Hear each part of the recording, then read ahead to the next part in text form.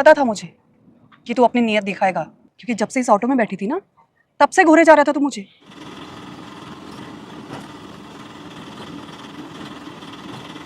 जैसे लड़कों की सोच क्या होती है ना, मुझे बहुत अच्छे से पता है। तुम्हारे पेरेंट्स ने मैनर्स ने सिखाए हैं तुम्हें कि लड़कियों की कैसे इज्जत की जाती है। सिखाते तब ना जब उनको पता होता कि लड़कियों की कैसे इज्जत की जाती है। वो कहते हैं ना, जैसे माँ बाप वैसे ही उनकी औलाद। दिख रही है उनकी परवरिश। लेकिन मैडम मेरी बात तो सुनिए। क्या सुनूं तुम्हारी बात? वो तो शुक्र मनाओ कि कंप्लेंट नहीं कर रही मैं तुम्हारी पुलिस में, वरना तुम जैसे लड़कों को जेल के अंदर होना चाहिए।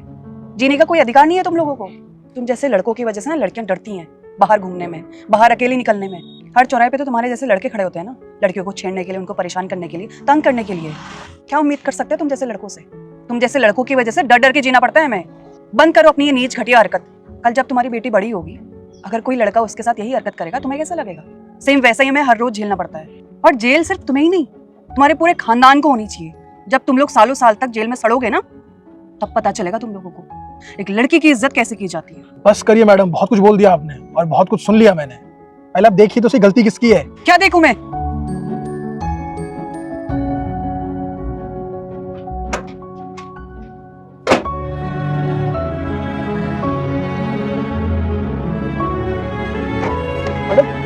आप जब उतर रहे थे तो दरवाजे में आपकी वजह से आपका कुर्ता फंस गया, उसी को निकाल रहा था मैं।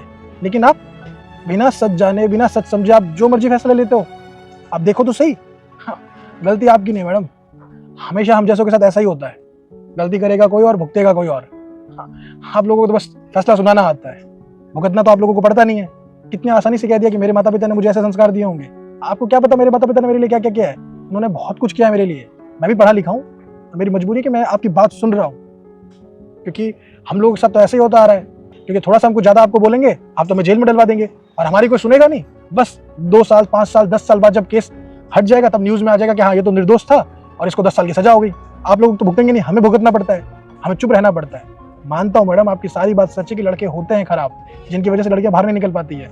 लेकिन वो कुछ लड़कों की वजह से बाकी अच्छे लड़के को तो बदनाम मत कीजिए। बहुत से ऐसे लड़के हैं जो लड़कियों की इज्जत भी करना जानते हैं, लेकिन आप तो ये बात समझेंगे नहीं, क्योंकि आप एक लड़की है ना। आप लोगों को तो तुरंत फैसला लेना आता है। आप गलत थोड़ी होते, गलत तो हम जैसे लड़के होते हैं। और कभी भी किसी पे भी हाथ उठाने से पहले आप देख लेना गलती किसकी थी, उसके बाद आप अपना फैसला लेना।